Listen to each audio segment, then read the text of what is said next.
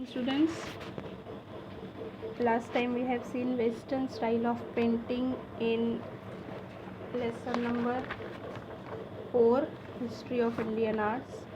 Today we are starting with sculptural art. So sculpturals are three-dimensional, such as images, statues, pots and objects with artistic embellishments, that is decorative detail. And for creating sculptures, either rock or metal or clay is used. Now again, see, sculptures are three-dimensional structures having length, breadth and depth, and such images, statues, pots and objects with artistic embellishments, that is decorative detail. Sculptures are made using either rock or metal or clay. So you are known with the clay objects. The entire temple of Kailasa at Verul is a unique monolithic sculpture that is carved out of single rock. That means in one single rock that is carved. You are knowing carving, you are doing in the craft period chalk carving. So what is carving, you are knowing better. The lion capital of the Ashoka pillar found at Sarnath is the national emblem of India. This is about sculptural art.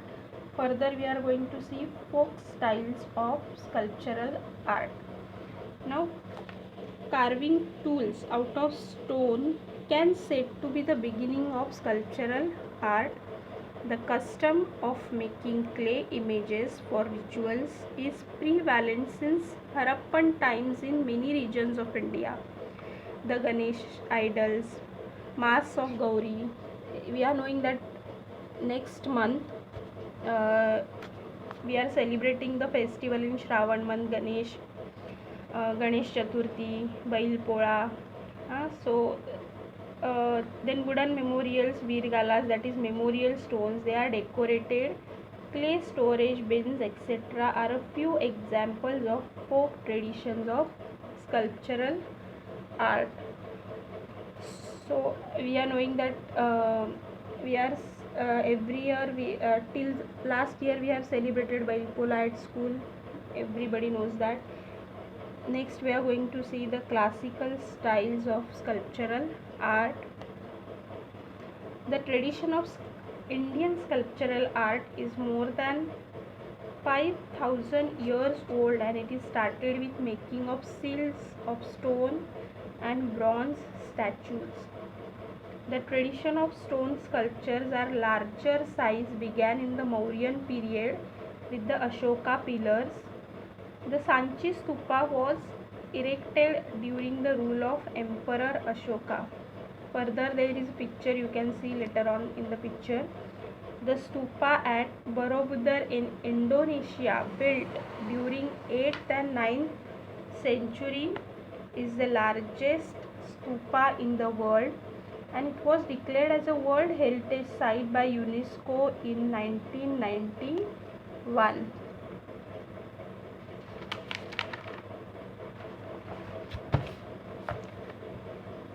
Next we are going to study, that is Indian iconography. Now, what is iconography? Iconography means depiction of images through different artistic style. In Indian sculptural art, images are symbolic representation of divinity's origin and end is expressed through the religious and spiritual beliefs. You can see in the slide. Iconography is a branch of knowledge associated with everything about making of images of god and goddesses. And Gandhara school of art, which came into being in the 2nd century BCE in Afghanistan, had a Greek and Persian influence. and the period between 1st to 3rd century CE saw the rise of Mathura school of art. The Mathura school laid the foundation of Indian iconography, and the Kushana kings made use of images of various deities on their coins. Deities means god, goddesses of that particular uh, dynasty. The iconographic rules and standards were formulated during the period of Gupta Empire. The art of making bronze images of gods and goddesses was developed under patronage of Chola kings during 9th to 13th century. This is what about Indian iconography. Further we are going to study. In the iconography we can take the example of god goddesses like Shiva, Parvati, Natraj. You can see the Natraj idols, then Lakshmi, Vishnu, etc. were made in this period. Next we are going to study architecture and sculpture. Now here we are seeing the how the architecture and sculpture going together with hand in hand. Now what is architecture? Architecture is the art or practice of designing and constructing buildings. So here we are going to see again 5 styles. First one is rock cut caves, right? Here there are a number of rock cut caves in India. The tradition of rock cut caves originated in India in the 3rd century BCE. Rock cut caves represent a union of architecture and sculptural art. Entrances, interiors with its carved columns and images are excellent specimens of sculptural art. The rock cut caves at Ajanta and Verul in Maharashtra was declared as World Heritage Sites in 1983. Second, we are going to see the temple architecture. The temple architecture began to develop around 4th century CE during the Gupta period. The temples only had sanctum and sanctorum and a veranda with 4 columns.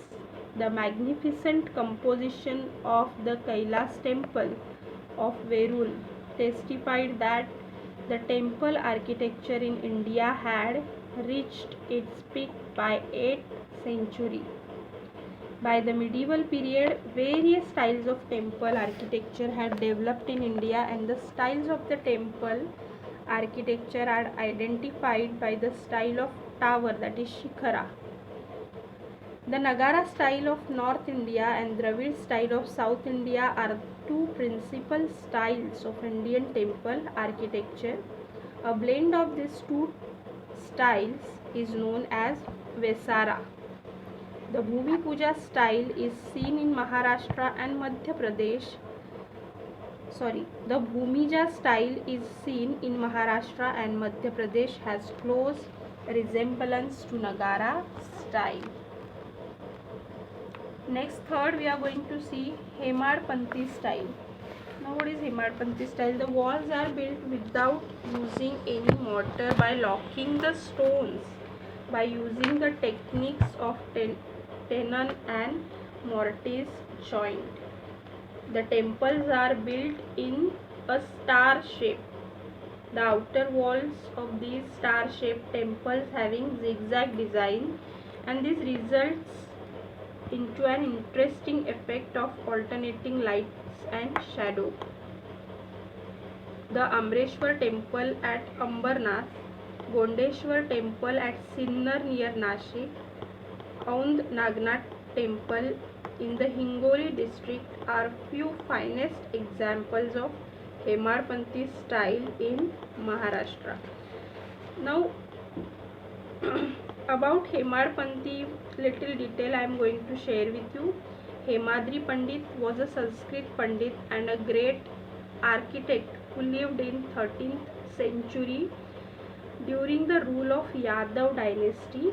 and he was a writer and poet. He wrote a commentary named Ayurveda Rasayan on Ayurvedic Samhita, Ashtagan Hridayam, containing description of various diseases and remedies for them. He also introduced use of Modi script, and he was a master not only in a medical science but also architecture. He was the architect of Hemadpanthi style of architectures. The temples in Maharashtra which were built in 12th and 13th centuries are known as Hemadpanthi temples. The important feature of Hemadpanthi temple is masonry. The walls are built without using any mortar by locking the stones by using techniques of tenon and mortise joint. This type of temple structure is found in Maharashtra and Karnataka at several places, which showcases the development of architecture in the era. A special characteristics of Hemadpanthi temple is its outer wall, which is star shaped. Next we are going to study, that is Muslim architecture. Islamic architecture is a blend of Persian and Central Asian, Arabic, pre-Islamic, native Indian styles. It came into being in the medieval period, and the Qutub Minar, Taj Mahal, Gol Gumbaz are the world famous examples of this Islamic architecture of India. UNESCO has declared Taj Mahal and Qutub Minar as World Heritage Sites. Qutub Minar at Mehrauli is the highest minaret in the world. The Taj Mahal at Agra is looked upon as a paramount example, important example of beauty of Islamic architecture in India. Most probably we all have visited the place Taj Mahal. Gol Gumbaz at Bijapur is famous for its echo, which can be heard many times. Fifth, we are going to study Indo-Gothic architecture. Indo-Gothic style of architecture emerged in India during the British period, and the building of Chhatrapati Shivaji Maharaj railway terminus at Mumbai is the finest example of Indo-Gothic architecture. During this period, many buildings were constructed having this type of architecture, like churches, government offices, residences at the top, officials, and railway stations. Now, what is Gothic art? The term Gothic style refers to the style of European architecture, sculpture which linked medieval Romantic art with the early Renaissance. Originating the 12th century France, it lasted till 16th century. During this period, it was as opus Francisanum, that is French work, with the term Gothic first appeared during the later part of the Renaissance. Gothic architecture is most familiar as the architecture of many of great cathedrals, castles, palaces, town halls, guild halls, universities, and to a less prominent extent private dwellings such as dorms and rooms. This architecture was seen later in England, Spain, Germany, and Italy. The important feature of Gothic architecture are the pointed arcs, the roof vault, the flying the flying buttress, and stained glass window. This Gothic style was later seen in sculpture and painting. Indo-Gothic architecture was blend of Indian Gothic architecture. You can see here this Nagara style. Then you can see Taj Mahal, Qutub Minar, Go, that is Dravida style of Gopura. Then next you can see Chhatrapati Shivaji Maharaj Railway Terminus, Gol Gumbaz. Chhatrapati Shivaji Maharaj Terminus, you can see the old picture plus lighting, with the lighting, that picture means at night how it is seeing beautiful, we can see in that particular slide.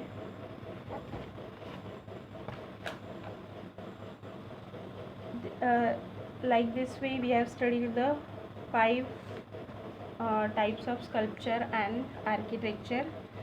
Further we will see the in the next lecture we are going to see Indian tradition of performing arts.